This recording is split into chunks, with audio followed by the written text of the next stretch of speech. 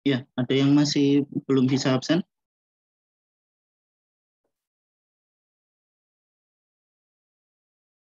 Ada kayaknya. Ya udah nggak apa-apa. Eh, Sebentar saya share screen lagi. Kita mulai aja. Bismillahirrahmanirrahim. Assalamualaikum warahmatullahi wabarakatuh. Selamat siang. Eh, Sampai ketemu lagi di mata kuliah Praktikum Sistem Basis Data. Dan minggu ini adalah pertemuan kelima. Dan saya ingatkan minggu ini akan ada kuis seperti yang saya sampaikan sebelumnya. Cuma nggak sekarang. Akan ada kuis tapi nggak sekarang. Karena waktunya beda antara kelas kalian dengan kelas apa A apa B ya yang beda ya? Yang besok Jumat. Jadi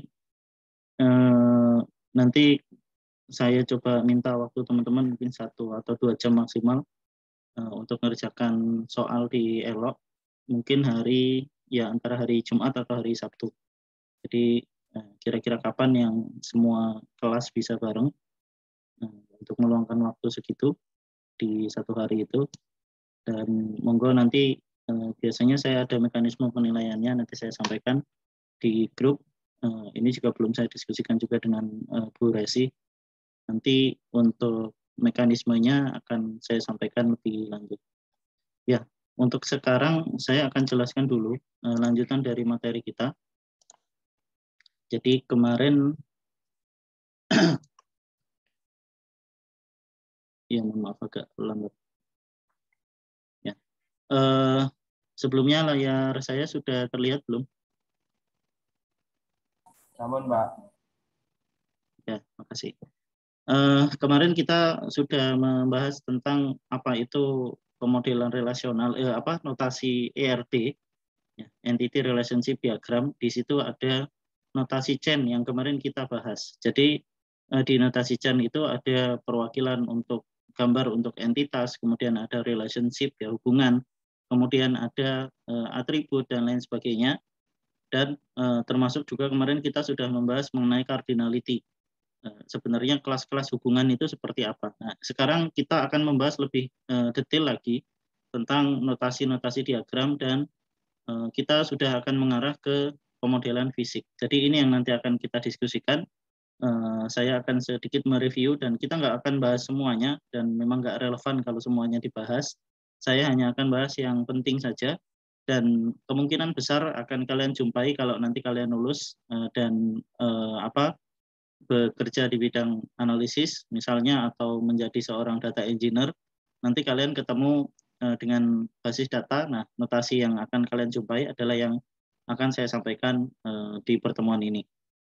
Kemudian kemarin kita juga mendiskusikan ya bahwa ternyata entity relationship itu hanya model konseptual atau logikal, jadi bukan model fisik. Nah, gimana caranya merubah model konseptual atau logikal ini menjadi model fisik beneran yang nanti bisa masuk ke basis data?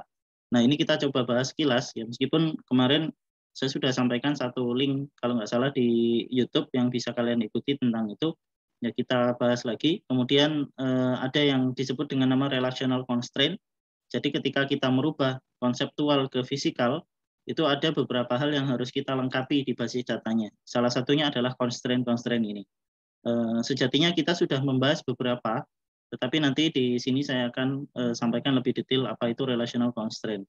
Dan dua yang terakhir ini sebenarnya tidak sangat urgent, tetapi bagi saya kalian tetap perlu tahu apa itu diagram UML dan apa itu forward dan reverse engineering. Mungkin ini nggak akan kalian dapatkan di teori ya, meskipun ini sebenarnya terkait. Ya, diagram UML mungkin ada ya. Kalau forward dan reverse engineering ini terkait dengan materi kita minggu depan. Kita nanti akan membuat sebuah model fisik betulan dengan sebuah perangkat pemodelan diagram, ya nggak lagi menggambar, tapi benar-benar membuat sebuah model fisik. Dan ini perlu saya kenalkan istilah forward dan reverse engineering terkait dengan pembuatan model basis data atau pemodelan relasional. Jadi bukan hanya ERD, ya entity relationship, tapi juga relationship modeling. Ini dua hal yang berbeda. Nah, kemarin kita sudah membahas tentang ini. Ada tahapan di mana ketika kalian pertama kali ketemu klien, misalnya ketika kalian diminta untuk membuat sebuah aplikasi oleh Pak Trias misalnya, Pak Kadep nyuruh Mas atau Mbak tolong buatkan sebuah aplikasi untuk memonitor teman-teman mahasiswa. Kira-kira adakah yang punya gejala COVID atau adakah yang punya kekurangan finansial misalnya yang bisa kita bantu? Oh siapa? Nah, yang pertama kalian bikin itu adalah yang sisi kiri, yang lebih dekat ke user, yang masih sangat abstrak, ya, model konseptual. Kemudian seiring dengan kalian mendata apa saja nanti tabel-tabel yang muncul, apa saja data yang diperlukan, apa saja atribut-atributnya, maka ini kemudian beralih ke model logikal, semakin detail.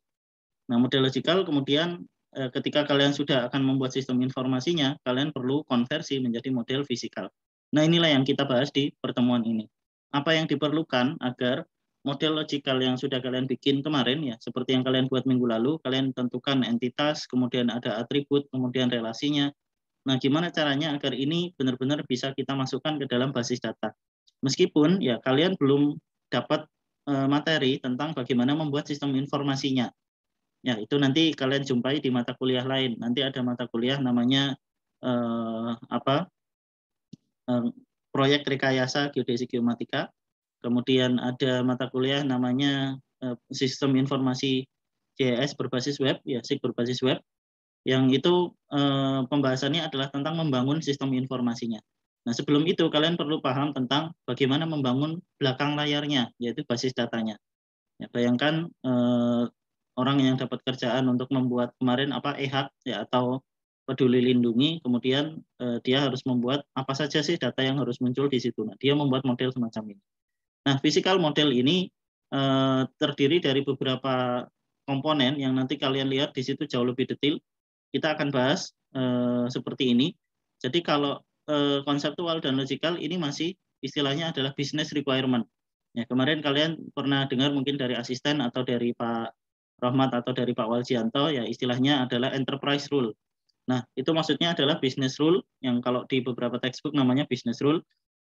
Apa maksudnya business rule? Business rule itu sesuatu yang kalian terjemahkan, kalian ngomongkan bareng dengan klien. Kliennya ngomong begini, oh ternyata nanti saya terjemahkan ke sistem modelnya begini loh. Nah, itu dalam bentuk enterprise rule atau business rule, ya. Aturan-aturan yang bentuknya teks, itu bentuknya tekstual bisa dipahami manusia. Tapi komputer nggak bisa paham. Ingat ya, ketika kita membahas mengenai pemrograman komputer, yang namanya komputer itu perlu bahasa tertentu agar dia bisa paham. Ya, sewaktu kita belajar mengenai pemrograman komputer, ada bahasa aras tinggi, yaitu bahasa yang dipahami manusia, ada bahasa aras rendah, yaitu bahasa yang dipahami oleh komputer. Contohnya aras rendah apa? Bahasa assembly yang isinya angka-angka 1010 push bla bla bla ya. Kita manusia nggak paham. Nah, disinilah masuk peranan dari diagram yang kita bikin. Di sini ada konseptual, naik ke logikal semakin lengkap, kemudian naik ke model fisikal. Nah, fisikal di sini ada banyak. Kenapa begitu? Karena model fisikal itu bisa berbeda-beda implementasinya tergantung dari basis data yang nanti kalian pakai. Nah, jadi kalau kita selama ini kita masih ngomongin yang di sini ya, konseptual dan logikal, maka sekarang naik ya. Sekarang naik basis data yang kita rancang itu benar-benar akan dimasukkan ke sebuah DBMS. Nanti yang kita pakai itu namanya PostgreSQL dan nanti saya sampaikan ya, bisa jadi berbeda antara satu basis data dengan basis data lain terkait dengan model fisikalnya. Nah, inilah kenapa model fisikal ini sesuatu yang sudah dipahami oleh komputer karena sudah sangat spesifik. Ya, semakin detail, semakin lengkap dan semakin teknis. Ya, bukan lagi sesuatu yang terkait dengan bisnis atau enterprise rule. Nah, inilah yang disebut dengan nama Database Management System atau DBMS. Ya, yang nanti kita bahas setelah Meet, ya salah satu software-nya dengan lebih mendalam. Nah, kemudian ketika kemarin kita membahas mengenai diagram ya, dari konseptual ke logikal ke fisikal, kemarin kita sudah mendefinisikan ada yang namanya diagram Chen seperti ini. Ada mahasiswa mendaftar mata kuliah. Saya sampaikan kemarin ini adalah model konseptual. Kenapa? Karena belum ada foreign key, belum ada tabel relasi atau tabel hubungan ya, tabel relationship. Ya, belum ada kunci asing, belum ada kedetailan mengenai jenis data dan lain sebagainya. Nah, maka kita perlu mengkonversi ini ya menjadi sesuatu yang bisa dipahami oleh komputer. Yang di situ ada foreign key, udah ada varchar. Varchar ini varying karakter. Jadi karakter yang jumlahnya banyak. Kemudian ada integer dan sebagainya. Ada tipe datanya yang kemarin belum muncul. ID itu nanti saya pilih tipe datanya apa? Apakah integer ya kan, angka atau teks misalnya. Nah, jadi ini adalah salah satu hal yang nanti harus kita masukkan ketika kita melakukan konversi istilahnya dari model ERD yang masih konsep menjadi sesuatu yang sifatnya fisik. Nah, ketika kemarin kita membahas mengenai diagram Chen saya sampaikan itu adalah untuk menggambarkan konseptual, ya, diagram konseptual atau logikal. Nah, gimana kalau misalnya kita ingin menggambarkan model fisikal? Nah, ada beberapa diagram yang bisa digunakan untuk itu. Salah satunya yang paling terkenal adalah notasi Crossfoot. Nah, ini yang akan kita diskusikan hari ini. Jadi, gimana caranya kita membuat model fisik yang benar-benar sudah detail dengan notasi Crossfoot, ya, notasi kaki gagak. Nah, ini beberapa notasi yang biasa digunakan untuk pemodelan dan kalian mungkin jumpai di software-software yang berbeda, khususnya misalnya di Visio. Kalau kalian pakai Visio, ya ini semua ada, ya ada Minmax ISO, ada UML, ada Bachmann, ada IDFix. Ya, kemudian dua ini yang akan kita bahas. Yang Chen ini yang kemarin sudah kita diskusikan, dan hari ini kita akan membahas mengenai Crossfoot, khususnya untuk yang model IE, karena Crossfoot ada beberapa model. Nah, jadi jangan kaget ketika kalian ketemu dengan pemodelan entitas, ternyata kok ada macam-macam notasinya. Iya, memang ada banyak. Bahkan orang menerbitkan satu buku textbook aja, dia bisa bikin sebuah standar sendiri yang baru. Nah, ini keunikan sekaligus kesulitan kita untuk belajar basis data. Kadang-kadang kita nemu notasi yang berbeda dan kita bingung maksudnya apa. Nah, ini notasi Crossfoot. Jadi kurang lebih kalau kemarin kita membahas mengenai cardinality, ada yang namanya multiplicity. Kalau saya nyebutnya mandatory opsional gitu ya. Partisipasinya apakah satu atau minimal satu atau boleh sama sekali nggak ada yang ikut. Mandatory wajib berarti minimal satu, opsional berarti boleh nggak ada yang ikut sama sekali. Nah, jadi Crossfoot itu seperti ini. Ada kaki gagaknya yang di situ menyatakan many, kemudian ada satu garis yang menyatakan one. Nah, secara gambar ini sebenarnya lebih intuitif dibandingkan dengan notasi Chen, sehingga ini lebih disukai untuk keperluan penggambaran sesuatu yang sifatnya fisikal, karena nanti programmer akan mudah menerjemahkan ini menjadi kode. Nah, kuncinya seperti ini. Kunci untuk menerjemahkan notasi Crow. Satu entitas ke banyak. Banyaknya itu kakinya di situ. Nah, udah itu aja. Jadi kalau di situ ada banyak entitas, ya sudah berarti kakinya banyak. Sama seperti notasi Chen ya. Tapi kalau notasi Chen diwakili oleh gambar N1 dan lain sebagainya. Oleh notasi itu. Nah, jadi notasi Crow itu juga ada macam-macam. Tapi saya nggak akan bahas berbagai macam variasinya. Ya, ada variasi Baker, ada variasi IE, ada Martin, ada Everest, banyak sekali. Ya, itu bukan concern kita. Ya, yang penting adalah kalian pahami tiga jenis relasi ini dengan notasi yang kurang lebih sama, yaitu one to one, ya, one to many, dan many to many. 0 dan satunya ini menyatakan mandatory atau opsional. Partisipasi mandatori atau opsional. Entitas dinyatakan seperti ini dan di dalam entitas ada atribut. Inilah yang nanti akan membedakan dengan diagram Chen. Karena atributnya nanti ada apa? Ada tipe datanya, sesuatu yang sudah spesifik. Nah, jadi ini lebih konsisten. Ada konsistensi bahwa kaki gagak itu menyatakan many. Nah, ini lebih mudah kita pahami. Nah, kalau kita punya yang kemarin seperti ini ya, diagram penduduk dan kota. Diagram penduduk dan kota yang kemarin saya bilang ini diagram instan, ya, instance untuk melihat isinya apa. Kita kemarin membuat model diagram Chen-nya semacam ini. Penduduk 1,n ya, tinggal di kota misalnya. Maka kalau kita terjemahkan ini menjadi sebuah notasi Crossfoot, kita lihat ininya. Kaki gagaknya di mana? Dia nyabang banyak di sini. Nah, berarti many-nya di sini. Ya, many penduduk tinggal di satu kota. Nah, cara bacanya kan seperti itu. Artinya apa? Artinya kalian lebih mudah menerjemahkan sebenarnya notasi Crossfoot ini dibandingkan kalau kalian harus menerjemahkan ya 1N 01. Nah, sehingga kalau misalnya nanti ini kalian bikin seperti ini ya, Saya akan jelaskan nanti isi-isinya. Kemudian kalian terjemahkan menjadi sebuah basis data, maka software atau DBMS yang kalian pakai itu akan lebih mudah memahami juga. Ya, sebenarnya isinya apa dan apa yang harus dilakukan oleh software itu. Nah, sekarang gini, kemarin saya bahas ya, untuk membuat sebuah model konseptual logikal itu sebenarnya adalah coret-coretan kita. Di pertemuan awal saya minta kalian coret-coret, gambarkan entitasnya apa aja, gitu kan. Kemudian setelah kalian ketemu entitas, kalian gambarkan hubungannya. Kemudian kalian petakan atributnya. Kemudian kalau ada yang perlu diperbaiki, dinormalisasi. Setelah normalisasi, kalian gambarkan diagram logikalnya. Nah, itu adalah alur berpikir ya ketika kita melakukan sebuah pemodelan basis data. Nah, sebenarnya ya notasi Crosswood itu juga bisa dipakai untuk model konseptual sampai ke fisikal. Jadi nggak harus pakai notasi Chen. Dari awal kita pakai notasi Crosswood itu bisa juga. Ya, misalnya konseptualnya semacam ini. Kemudian logikalnya seperti ini ya, tinggal disebutkan saja kolom-kolomnya apa ya, kardinalitasnya sama, cara menyatakannya. Nah, kemudian ini kita sebut sebagai tahap logikal, sudah lebih detail, sudah lebih detail. Dan ingat ini agak berbeda dengan konsep diagram logikal yang ada di Chen. Apa maksudnya? Maksudnya ini, ya tadi kan kalau di konseptual hanya ada customer dan produk.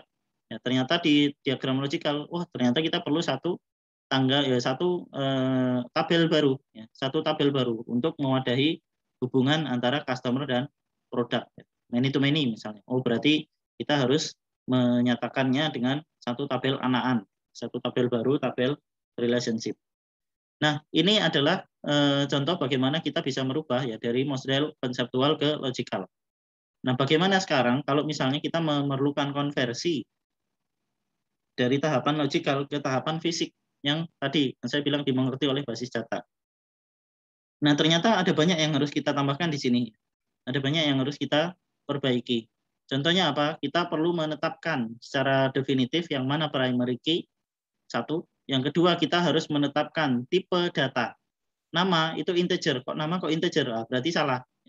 Nama kok integer. Artinya kita harus merubah nama itu berarti nanti varying karakter misalnya. Atau jangan-jangan ini nomor pelanggan. Nah, kemudian gender itu laki-laki perempuan, misalnya berarti cukup satu karakter saja. Tanggal lahir berarti tanggal. Nah, tipe data ini kenapa diperlukan untuk dimasukkan ke model fisik, ke model fisikal? Karena ini nanti akan menjadi kolom. Bayangkan kalau kalian punya tabel Excel, ya, di Excel kalian nulis angka misalnya 3 juta.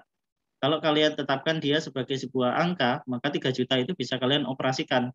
Bisa kalian tambah, bisa kalian kurang gitu ya. Tapi kalau kalian simpan dia sebagai teks, ya, kemudian kalian tambah jumlahkan dengan angka 5.000 misalnya, 3.005.000, apa bisa? Nggak bisa, ya kan?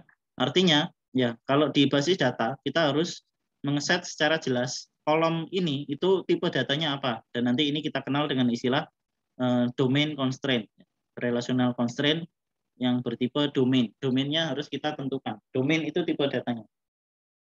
Nah, kemudian ada juga penambahan tabel-tabel baru ya sebagai akibat dari normalisasi, sebagai akibat dari hubungan many to many yang kemudian ini semua kita lengkapi. Nah, model inilah ya, model fisik inilah diagram ini yang nanti akan kita terjemahkan ke dalam bahasa SQL atau SQL. Bacanya boleh SQL, boleh SQL ya, boleh SQL ya monggo. Yang ada di sebelah kanan ini inilah bahasa SQL. Select bintang, insert into, update, bla bla bla. Ini ya bahasa yang nanti kita gunakan untuk berkomunikasi dengan basis data. Gimana caranya kalian tahu supplier mana yang menyuplai produk ini pada saat produknya dibeli oleh customer hari Kamis kemarin misalnya. Nah, maka kalian tanyakan dengan bahasa-bahasa query semacam ini. Nanti setelah meet fokus kita adalah di sini. Nah, jadi tahapannya seperti itu. Dari penggambaran abstrak ke model apa saja yang masuk ke sistem informasi, sampai ke detail seperti ini yang ada tipe datanya dalam bentuk fisik, baru kemudian ini kita konversikan menjadi bahasa SQL. Dan inilah yang nanti masuk ke dalam basis data. Nah, selamat. Begitu kalian udah masuk ke sini, kalian udah bisa mendesain sebuah basis data. Ingat, nanti basis data ini perlu mempunyai sifat ACID yang saya sampaikan beberapa pertemuan yang lalu. Artinya kalau misalnya ada kesalahan dalam mendesain, ada kesalahan kalian menentukan constraint, ya mungkin constraint sudah dipelajari juga di teori. maka nanti akan terjadi anomali, dan anomali itu bisa mengakibatkan sistem informasi yang kita bangun kehilangan data. Oke, nah sekarang yang jadi masalah adalah karena ketika kita udah masuk ke pemodelan fisik, tiap perangkat lunak, ya DBMS (Database Management System) itu mungkin punya implementasi yang beda-beda. Yang saya sebutkan di sini adalah beberapa basis data relasional yang cukup terkenal. Ada Oracle, ada PostgreSQL yang nanti akan kita pakai, ya si gajah. Kemudian ada MySQL, ikan hiu. Kemudian Microsoft SQL Server, ada SQLite, dan ada MariaDB. Ya, untuk membedakan yang open source dengan yang berbayar gampang. Yang open source gambarnya hewan. Nah, jadi ada Oracle, ada Postgre, MySQL. Masing-masing ini punya implementasi yang berbeda-beda. Apa contoh bedanya? Contohnya adalah tipe data. Kalau tadi saya sebutkan tipe data itu kan dimunculkan di kolom. Kolom ini ya angka, misalnya kita nyimpan jumlah penduduk atau mungkin jumlah warga satu desa. Nah, kita simpan sebagai angka apa? Nah, apakah itu integer atau di sini ada namanya big int, apakah itu angka desimal, bisa nggak jumlah penduduk itu koma, ya, atau yang lain. Nah, dalam hal ini pemilihan ini itu tergantung dari tipe basis datanya. Kalau kemarin kita belajar di pemrograman komputer, ya bahasa Borland C++ itu punya beberapa tipe sedikit. Nah, sedangkan ini bisa sangat banyak sekali. PostgreSQL yang akan kita pakai nanti itu punya kurang lebih 92 atau 93 tipe data yang berbeda untuk kasus yang berbeda. Tanggal aja ada yang tanggal doang, ada yang waktu, ada yang date time, ya, ada yang timestamp, ada yang year, ya, ada yang date time dengan zona misalnya. Jadi ada sangat banyak tipe data yang bisa ditetapkan pada satu basis data. Jadi implementasinya bisa beda-beda. Oracle ini untuk angka, ya, untuk angka yang bulat, nama kolomnya nanti integer, nama tipe datanya integer, number, kemudian numerik. PostgreSQL nggak ada istilah number, ya, hanya integer, int, ya, kemudian desimal, dan seterusnya. MySQL nanti beda lagi, MariaDB nanti beda lagi. Nah, kenapa saya sampaikan ini? Artinya gini, ketika kalian mendesain, ya, dan masuk ke pembahasan kita hari ini, yaitu masuk ke pembahasan tentang bagaimana kita membuat model fisik, artinya kalian memang harus detail tipe data apa yang akan dipakai di situ. Nah, saran saya kalau kalian cari-cari, ya silakan cari tipe datanya PostgreSQL. Di sini misalnya yang paling sering kita pakai ada varchar, variable karakter. Ada teks, kalau misalnya kita pengen teksnya panjang, misalnya ada kolom esai, nah, nanti nggak cukup dengan variabel karakter, nah, teksnya harus panjang. Atau biodata, misalnya nggak cukup dengan varchar. Nah, kemudian tanggal ini juga harus disesuaikan. Mungkin muncul pertanyaan begini, kenapa kita harus detail menentukan tipe data? Ya, ini balik ke minggu depan saya akan ceritakan insya Allah. Balik ke prinsip Murphy, ya, balik ke prinsip Murphy. Ketika kita salah menentukan tipe data, ya, atau jumlah kolom, ya, jadi kalau nanti kita lihat, ya, masing-masing tipe data ini biasanya diberikan jumlah kolom maksimalnya berapa. Ya. Ketika kalian salah menentukan jumlah tipe data atau jumlah kolom, akibatnya adalah kesalahan, dan kesalahan itu bisa mengakibatkan hilangnya data dan lain sebagainya. Saya pernah cerita di mata kuliah Prokom tentang kasus Y2K, Y2K, tentang para desainer basis data di bank-bank besar di dunia, termasuk di Indonesia, kolaps, ya, gara-gara mereka mendesain kolom tahun di data nasabah, ya, kolom tahun di data nasabah, ya, misalnya tanggal transaksi, gitu ya, tanggal transaksi, kolom tahunnya hanya dua.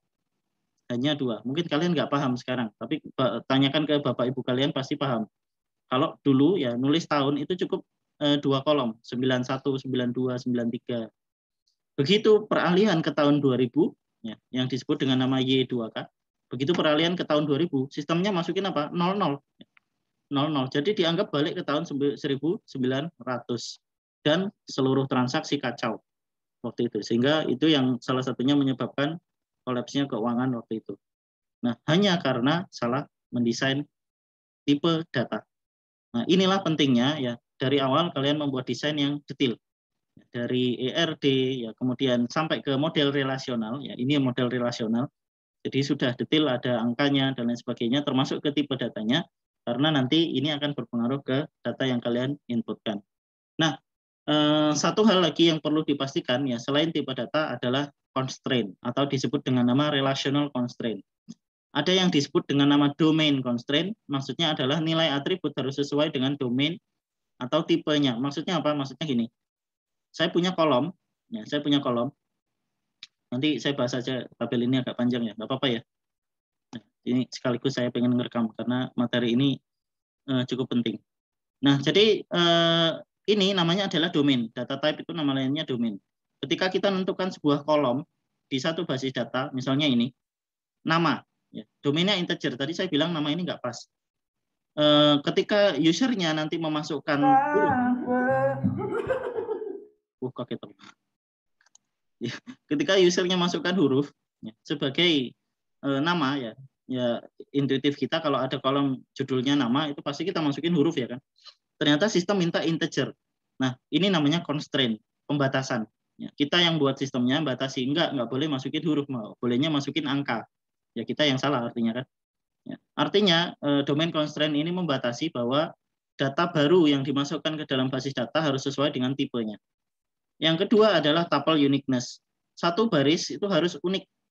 Satu baris nggak boleh ada redundansi. Maksudnya apa? Maksudnya kalau misalnya saya membuat sistem informasi peduli lindungi, saya sudah daftar dengan nomor KTP, ada orang lain yang daftar dengan nomor KTP saya, maka dia tidak boleh. Nah, ini terkait dengan yang key constraint. Primary key itu hanya digunakan pada satu entitas. Ya, nomor KTP hanya dipakai sekali untuk daftar. Jadi hati-hati kalau ada yang punya nomor KTP kalian belum vaksin, dipakai buat daftar di Peduli Lindungi, maka kalian statusnya jadi tervaksin loh, kok enak. Sehingga primary key ini hanya digunakan pada satu entitas, nggak boleh double. Nah, ini adalah constraint. Begitu constraint ini dilanggar, maka akan muncul error. Kemudian ada namanya entity integrity. Primary key nggak boleh kosong. Boleh nggak kalian daftar di Peduli Lindungi, kemudian kolom KTP kalian kosongi? Nggak boleh, nggak bisa. Karena itu yang menjadi sebuah primary key. Gimana caranya primary key-nya kosong kalau itu yang dijadikan sebagai identitas unik. Identitas unik di satu baris. Kemudian yang terakhir adalah referential integrity constraint. Apa maksudnya? Nah, ini yang terkait dengan cardinality yang kemarin kita bahas. Kemarin kita bahas ada one to many. Ya, one to many. Nah, one to many itu kan berarti hubungan antara dua tabel. Ya, saya jelaskan aja di sinilah. Contohnya penduduk dan kota, ya, referential integrity. Penduduk dan kota, ketika kita mengupdate data penduduk baru, kemarin kita sampaikan ada constraint, ada kewajiban bahwa penduduk ini wajib berpartisipasi atau istilahnya mandatory. Penduduk pasti tinggal di suatu kota. Penduduk pasti tinggal di suatu kota. Bisa nggak ada satu kolom, ya, satu sistem informasi di situ kalian ngisi data misalnya pendaftaran, kemudian ada kolom kota di situ. Kotanya nggak diisi. Nah, dalam kasus ini mandatori, boleh nggak itu? Nggak boleh. Artinya kolom kota harus diisi. Kolom kota harus diisi. Nah, ini yang disebut dengan nama referential integrity constraint. Constraint itu harus dipenuhi. Ketika user masukkan sesuatu yang nggak sesuai dengan constraint, maka akan muncul error, user dapat peringatan, mohon maaf, Anda harus mengisikan nama kota. Karena di sini wajib. Nah, di sini diwujudkan dalam bentuk apa? Kita lihat, menurut notasi Crossfoot ini ya, hubungan antara penduduk dengan kota adalah many to one. Penduduknya banyak, kotanya satu, many to one. Kemudian penduduknya wajib, ya mandatory, kotanya opsional, karena boleh jadi ada kota yang nggak ada penduduknya. Kemudian constraint yang tadi, yang saya sampaikan, yang referential integrity, diwakili oleh not null pada foreign key. Karena foreign key di sini, ini yang menyatakan hubungan, yang ini yang membedakannya. Diagram Chen nggak ada foreign key-nya. Tapi di Crossfoot ada foreign key-nya. Foreign key ini menandakan satu kota, ya kan? Ketika foreign key ini ada di tabel penduduk, maka ketika kita mengisikan data penduduk, kemudian ada constraint ini, not null, nggak boleh kosong. Ya, artinya si penduduk itu harus mengisikan kotanya, yang berarti minimal dia berpartisipasi di satu, mandatory. Nah, gimana dengan constraint yang lain? Ya, constraint yang lain kita sudah sebutkan tipe datanya, varchar untuk nomor HP. Ada yang tahu kenapa saya memilih variabel karakter untuk nomor HP? Bukan integer, kan nomor HP angka, ya kan? Ada yang tahu?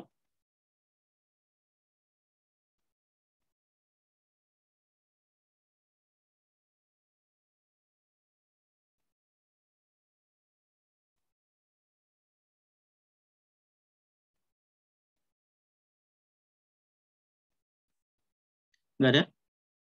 Kenapa ketika kita bikin sistem informasi, kemudian di situ ada kolom di mana pengguna harus masukin nomor HP.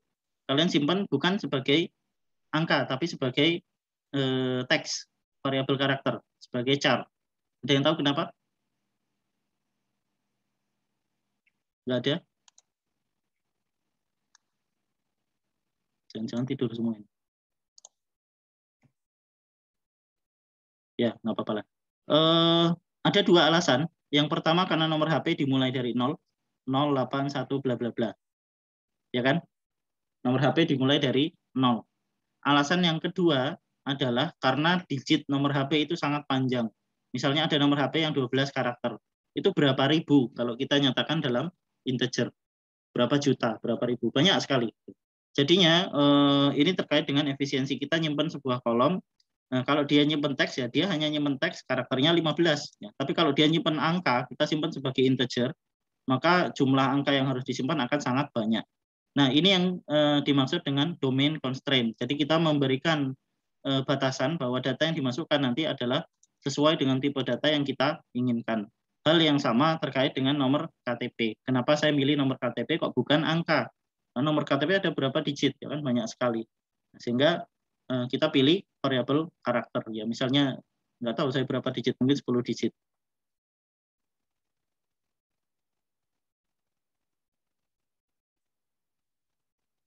Ya, jadi ini adalah hubungan antara bagaimana kalian mendesain dari awal, dari entitas, kalian kenali ada entitas penduduk, kemudian ada entitas kota, kemudian relasinya seperti apa, one to many kah, atau many to many kah, atau many to one, kemudian atributnya apa saja, kalian sudah kenali atributnya ini, dan kemudian terakhir kalian masukkan tipe data serta relational constraint-nya. Nah, dengan cara seperti ini lengkaplah sebuah diagram fisik yang nanti ini bisa kalian terjemahkan menjadi sebuah basis data relasional, ya, sebuah RDBMS.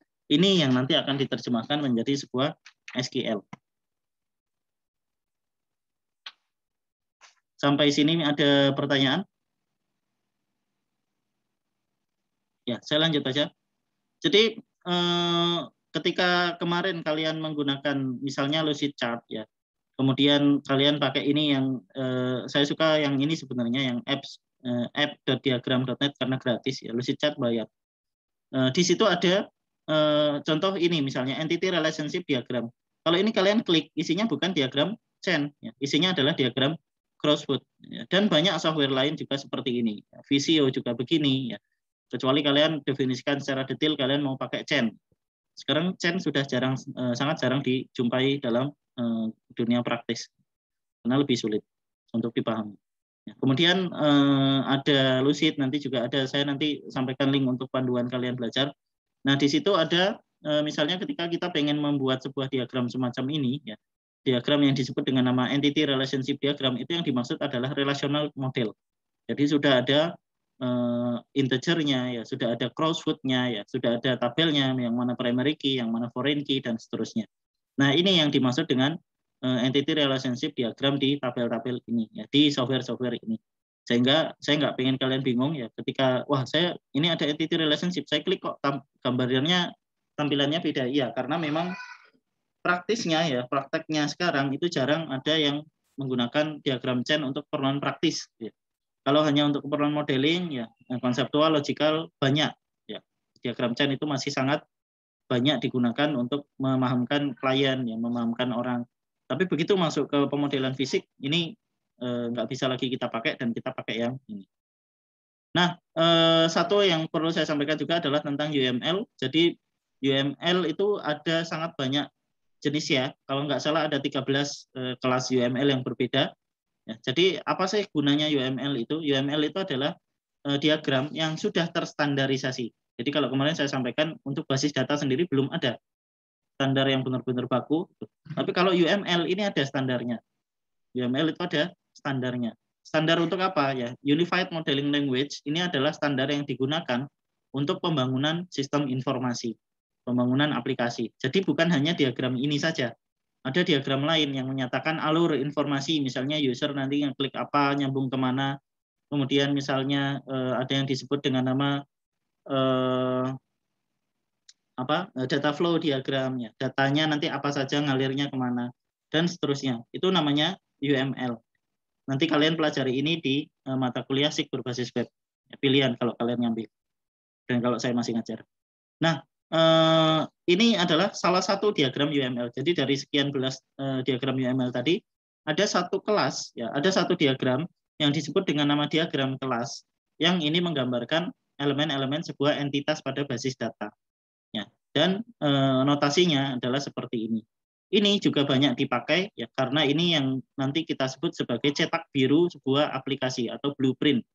Jadi kalau kalian membangun sistem informasi, pemberi pekerjaan itu nanti pertama akan minta yang disebut dengan nama analisis requirement, ya analisis kebutuhan. Saya butuh apa, kalian kira-kira wujudkan itu dalam bentuk sistem nanti seperti apa. Yang kedua, mereka akan minta blueprint atau cetak biru aplikasi. Nah, kalau bangunan ya cetak birunya jelas ya, desain AutoCAD itu kan kemudian kita print.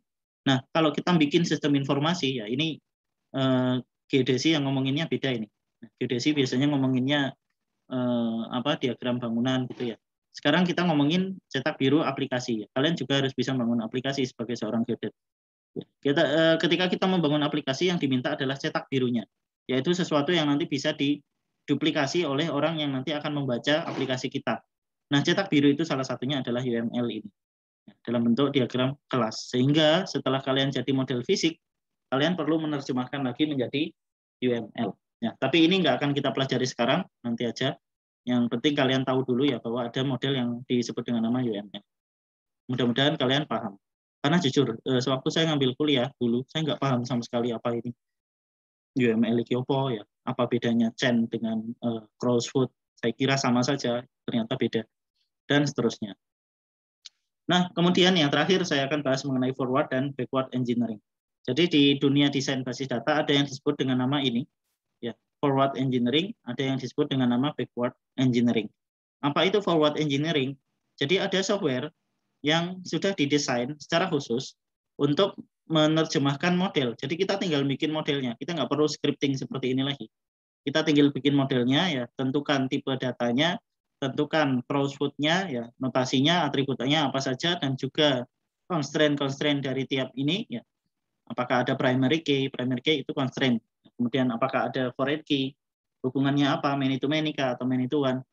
Setelah selesai kita mendesain ini, maka software yang bisa melakukan forward engineering, tinggal 1-2 klik kita akan dapat ini, create table bla bla bla, create table bla bla bla. Nah, sehingga ini yang disebut dengan nama forward engineering. Bagaimana si software itu mampu melakukan konversi dari ini menjadi SQL. Nah, sebaliknya, seringkali gini, kalian dapat kerjaan di tengah-tengah. Sudah ada sistem yang sudah jalan, ya misalnya di Klaten kemarin, misalnya saya dapat kasus, Mas ini udah ada basis datanya, kondisinya seperti ini, sistemnya udah ada, tapi kok nggak bisa gini. Nah, yang saya tanyakan, desain basis datanya dulu seperti apa? Wah, nggak ada. Adanya hanya basis datanya aja yang udah jalan. Nah, ada software yang bisa melakukan backward engineering. Dari SQL, definisi SQL yang dimiliki oleh basis data itu kita tarik mundur, sehingga menjadi sebuah ERD, Entity Relationship Diagram. Dan software semacam ini banyak beredar. Nanti kita akan pakai salah satunya yang disebut dengan nama PG Modeler. Ya. Jadi, salah duanya. Jadi kita akan pakai 2 minggu depan. Saya akan siapkan dulu softwarenya, mudah-mudahan saya sempat mengkompilasi. Ada yang disebut dengan nama PG Modeler, ada yang disebut dengan nama PostgreSQL, ya PG Admin dan kawan-kawan. PG Modeler itu kita membuat model, kemudian nanti kita terjemahkan menjadi SQL, kita masukkan ke basis data. Nah, sekarang PG Admin yang baru itu juga sudah bisa 2 fungsi ini, forward engineering maupun backward engineering. Jadi sebenarnya kita nggak perlu PG Modeler lagi, tapi nggak apa-apa buat latihan. Oke, itu yang saya sampaikan. Jadi nanti silakan ditonton video ini, nanti barangkali Mbak Asisten juga akan menyampaikan terkait dengan Lucid, ya gimana sih caranya membuat sebuah crossfoot diagram di Lucid. Ini ada contoh panduan yang dokumentasi dari Lucid Chart sendiri, kalian bisa tonton. Di sini ada penjelasan yang menarik tentang bagaimana misalnya model dari dunia nyata itu bisa menjadi sebuah tabel, sebuah basis data. Nah, tugas praktikumnya adalah ini. Ingat, ini masih mandiri. Jadi saya belum ngambil nilai. Nanti terkait kuis dan lain sebagainya saya akan infokan di grup untuk waktu yang akan kita sepakati ya kapan kira-kira.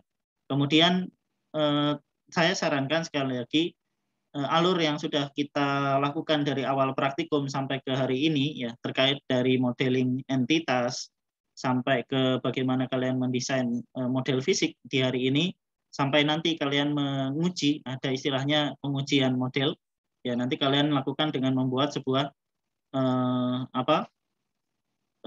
aljabar ya, operasi aljabar terhadap model sampai minggu depan. Nah, itu nanti akan menjadi laporan yang saya minta di akhir pertemuan di mata kuliah ini. Boleh jadi nanti saya berikan kasus, kemudian kalian lakukan semuanya dari awal sampai akhir. Boleh jadi kasusnya kalian sendiri yang nyari. Nah, dari awal, desain sampai akhir, dan kalian jelaskan secara rinci apa yang kalian lakukan. Nah, syukur-syukur kalau tiap minggu kalian sudah berhasil bikin.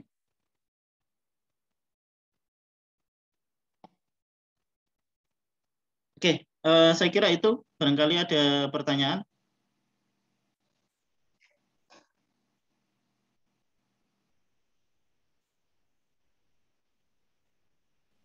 Izin tanya, Pak.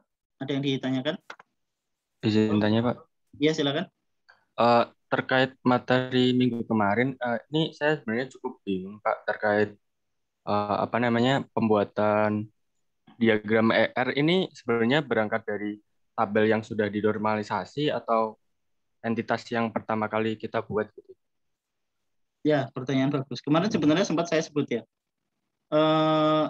Kalau bisa jangan berangkat dari tabel yang dinormalisasi. Jadi gini, sebenarnya ketika kita menormalisasi tabel itu adalah tahap sebelum masuk ke fisik. Waktu itu saya sampaikan seperti itu.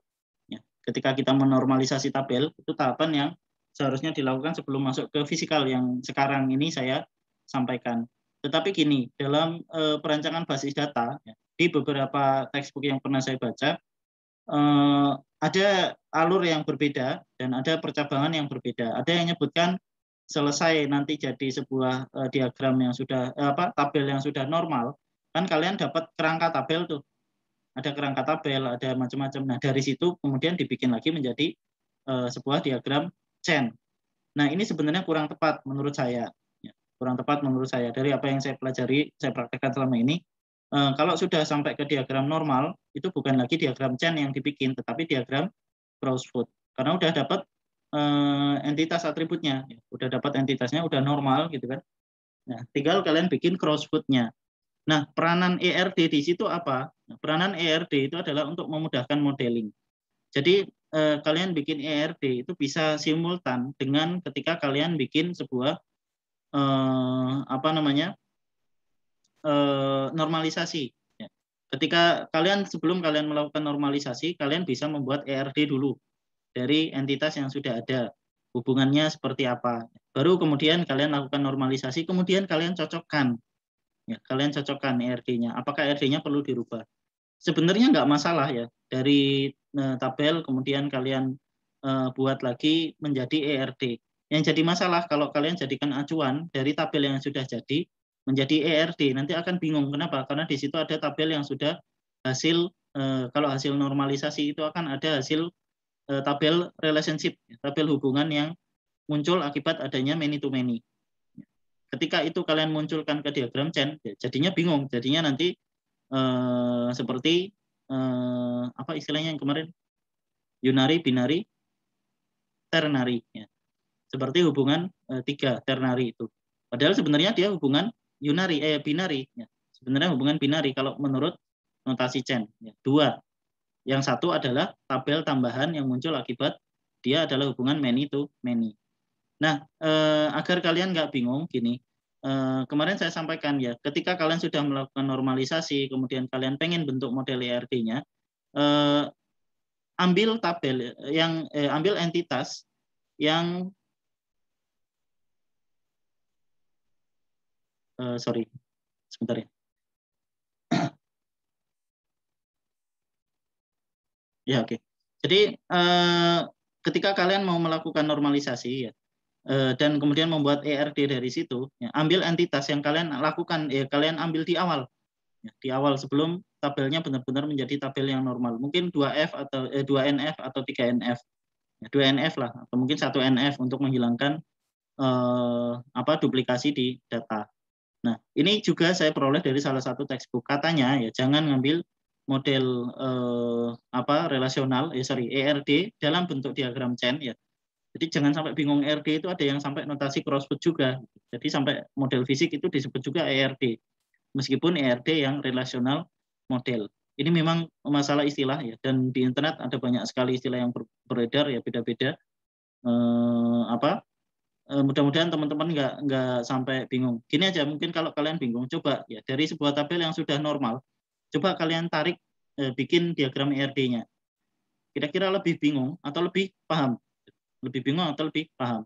Karena model ERD itu tujuannya adalah untuk memudahkan kalian memahami entitas, kemudian dari entitas itu dipetakan hubungan, kemudian atributnya. Nah, kalau dari sisi praktis, ya boleh-boleh saja. Misalnya kalian sudah sampai ke tabel normal, wah ini klien minta model ERD. Itu terjadi juga. Klien minta model ERD dalam bentuk diagram chain, karena dia pahamnya itu. Ya sudah, kalian bikin lagi dari tabel yang sudah normal itu, mungkin ada beberapa yang kalian sederhanakan, jadilah diagram ERD. Asal kalian paham itu nggak masalah. Tapi kalau baru mulai modeling mungkin akan bingung. Kalau dari tabel yang sudah normal kemudian kalian bikin ERD dengan diagram chain. Kalau dengan diagram crossword ya udah langsung jadi, kan? Nggak perlu mikir lagi. Gitu. Ada pertanyaan barangkali kalau masih bingung? Bisa dipahami? Tadi siapa yang nanya? Terima kasih Pak, sudah jelas. Ya, saya nggak tahu yang disampaikan Pak Roma seperti apa kalau di teori. ERD itu bagaimana?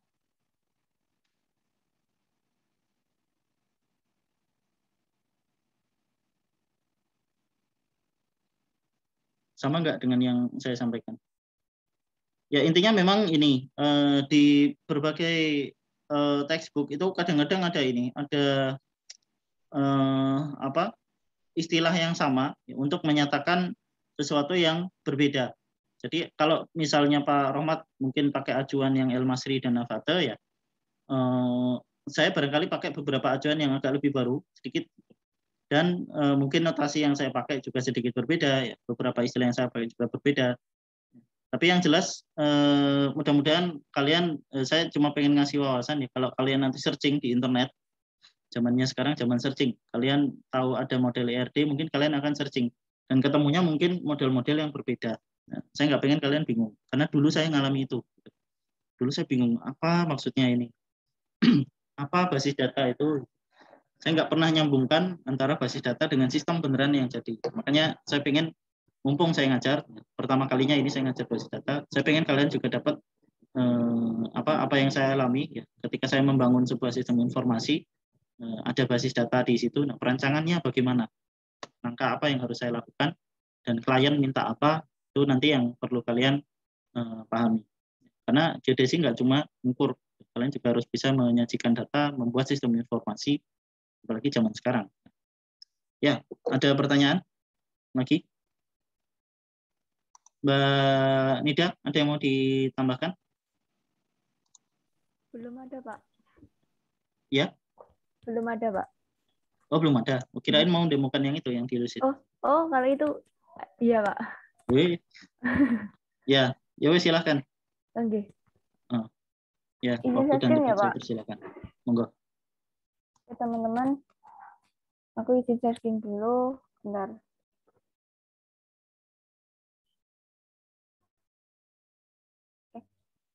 Sudah terlihat ya? Oke. Ini kita mau latihan bikin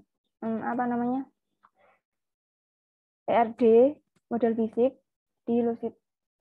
Jadi kemarin kan kalian pas buka yang ini kemarin kalian udah bikin akunnya kan. Jadi nanti kalau belum bikin aja langsung di Lucid bisa. Terus ini yang mau kita buat, kita contohin satu aja yang ini. Yang hubungan antara mata kuliah sama dosen. Nah, di sini kan ada hubungan mata kuliah sama dosen itu many to one dengan relationship-nya diampu. Nah, di sini kita bikin dulu model entitasnya yang mata kuliah ini kan mata kuliah dengan atributnya, kode MK, nama MK, sama SKS. Nah, ketiga ini kita masukin di sini. Dengan ini kan PK-nya yang kemarin kita garis bawahi ya, teman-teman. Nah, kita di sini langsung aja ditulis PK. Sebentar, aku contohin dari awal ya. Ya, Pak Dani, mohon maaf karena ini nggak premium, jadinya kami tadi nggak nemu buat yang RD langsung gitu, Pak. Jadi kita bikin yang pakai ini, Pak. Betul, memang bayar. Jadi Iya, Pak. sebenarnya kalian bisa ngajukan yang edu, yang pakai email UGM. Ada Lucid yang edu. Udah? Oh iya. Ini saya pakai email UGM tapi belum pakai yang edu. Oh ya, nanti bisa ngajukan. Jadi ada, kalau kalian mau pakai yang Lucid, ada namanya Lucid Edu, itu bisa ngakses banyak. Meskipun ngeditnya cuma dibatasi 3, tapi udah cukup lah buat ngerjain tugas-tugas. Iya, Pak. Oke. Jadi nah, tadi aku pakai ini, langsung di drag aja. Langsung disesuaikan aja ukurannya. Aduh. Dari bawah ya, teman-teman.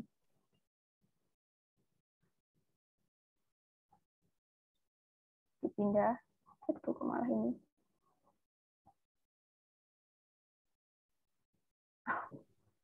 Maaf, Pak. Agak kagok. Iya, santai. Oke, bikin baru aja ya. Di sebelah sini. Bawah. Oke. Ini kan ini kita ada 2 kolom dan 2 baris. Ini yang di len, kita bukannya di sini. Ini bakal otomatis dibuka kalau kita milih dia. Nah, ini kita sesuaiin jumlah kolomnya pakai ini. Nah, 2 kan. Lalu kita atur aja ukurannya.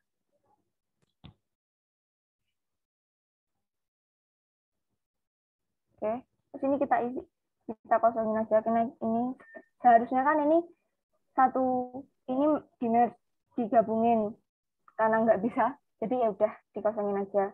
Lalu di atas ini kita tulis nama entitasnya, mata kuliah.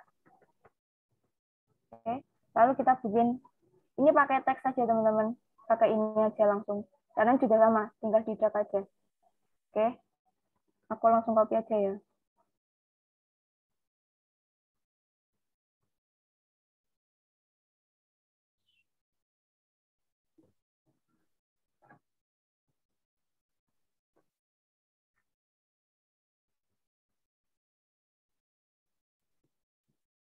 Kita copy ke sini. Oke. Nah, ini pengisiannya seperti yang ERD model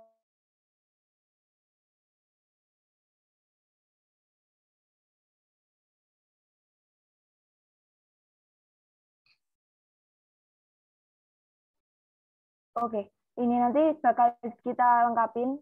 Kan tadi logical cuma ada PK, cuma ada atribut sama PK-nya. Nah, ini nanti bakal kita lengkapin tipe data sama constraint-nya.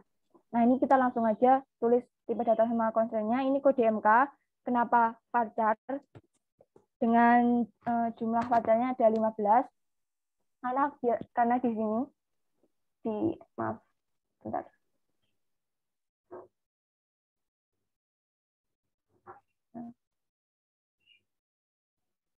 Karena di tabel kita kode MK itu ada hurufnya teman-teman sama ada angka. Jadi kita pakai varchar. Kalau cuma huruf aja kita bisa pakai char. Kalau angka aja kita bisa pakai tipe data yang integer, terus integer dan lain-lain gitu, ada float gitu-gitu. Oke, lanjut. Terus nama MK kita bikin juga dari atribut ini. Terus ada SKS juga. Nah, ini yang terakhir kan ada identitas tamu, ada foreign key. Nah, di sini karena dia hubungannya many to one, jadi identitas tamunya ada di tabel mata kuliah. Oke, dengan sama ini dosen aku bikin varchar juga karena biar nggak terjadi kayak yang nomor telepon tadi teman-teman. Jadi nggak ada ribuan, ratusan gitu-gitu. Oke, kalau SKS ini integer aja nggak apa-apa, karena cuma satu angka. Oke, selanjutnya konstannya not null semua, karena ini semua partisipasinya wajib teman-teman. Dari yang kita bikin kemarin, wajib semua kan. Oke. Lalu selanjutnya, ini hubungannya ke tabel dosen. Ini many Tuhan, many yang tadi sudah dijelasin Pak. Dan ini kan tadi kaki gagak itu gini. Lalu ini ada garis lurus. Ini yang nunjukin kalau dia wajib. Oke, bentar. Ini langsung aku copy aja ya. Nanti caranya bikin tabel ini sama kayak yang tabel mata kuliah tadi. Nah, caranya nambahin relationship ini, kita langsung aja di sini. Ini ditarik aja. Langsung ke sini, Kak. Nah, ini dipas-pasin aja.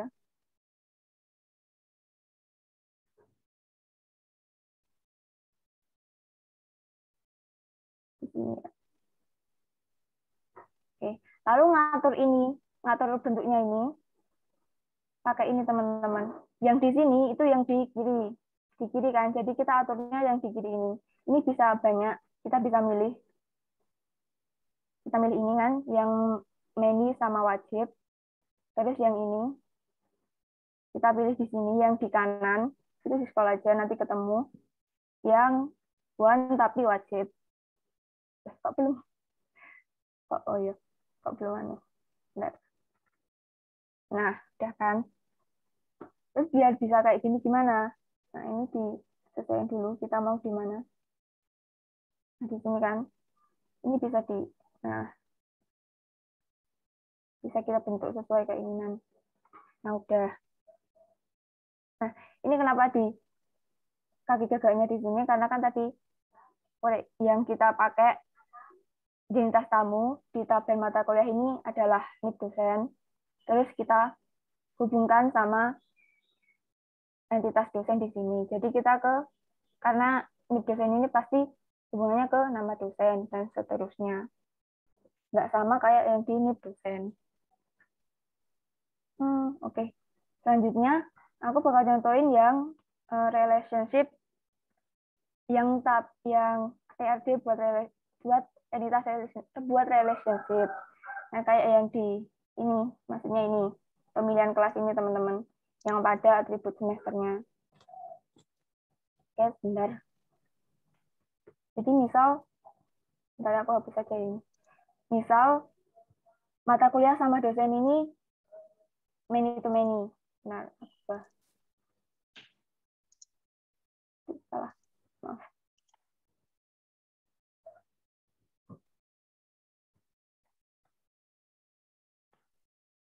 Nah, many to many. Jadi ini nggak perlu pakai PK. Jadi juga nggak perlu. Kita bakal buat entitas buat yang relationship-nya. Ini entitas relationship-nya kan ini pemilihan kelas. Oke, kita copy aja langsung nggak apa-apa. Di sini. Jadi kalau yang ada relationship-nya ini nggak langsung mata kuliah ke dosen teman-teman. Dia lewat ke mata kuliah ke ini pemilihan kelas ya. Mata kuliah ke pemilihan kelas, lalu dosen juga ke pemilihan kelas. Jadi kita bikin relationship-nya.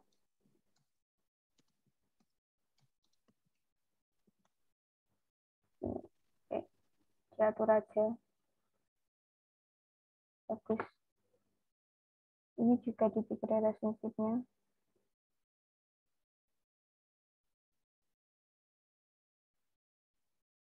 Nah, seperti ini. Ini nanti isinya PK-nya.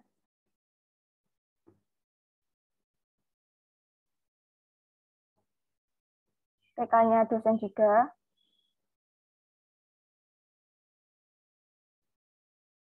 Lalu ada satu atribut tambahan semester.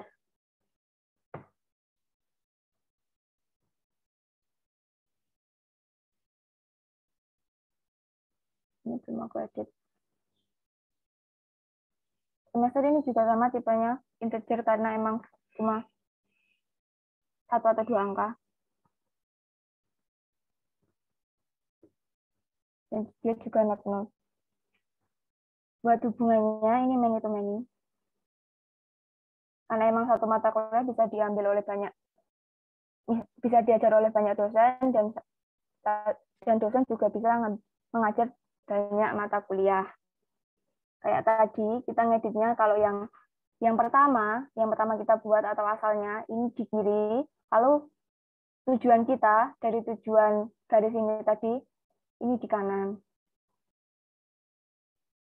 Ini kan tadi tujuannya tadi asalnya dari sini dosen ke pemilihan kelas ya. Jadi ini yang di kiri.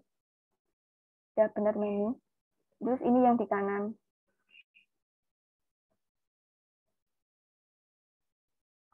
Nah, kayak gitu teman-teman. Buat jumlah panjang varcharnya ini bisa disesuaikan sama kebutuhan teman-teman masing-masing. Sebelumnya ada yang mau tanyain dulu nggak? Iya Pak Dani. Dari saya sudah. Mungkin saya sekalian pamit ya. Nanti silakan Pak, ditutup kalau udah nggak ada pertanyaan. Iya siap Pak. Matur suwun Pak. Sip, makasih.